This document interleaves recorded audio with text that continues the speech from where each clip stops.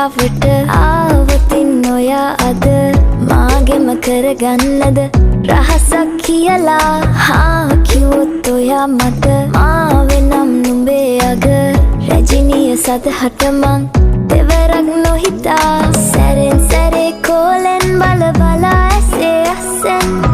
බොරුවට එපා වගේ හිඳින්න එපා රවන්න එපා ටිකෙන් ටිකේ ආලෙන් පුරවලා හිතේ හිස්තැන් නුඹ මට හිතක් වටින කෙනා නිසා චුට්ටක් කතාවට ආවොතින් ඔයා අද මාගෙම කරගන්නද රහසක් කියලා කිව්වොත් ඔයා මට මාවෙනම් නුඹේ අග රැජිනිය සදහට මං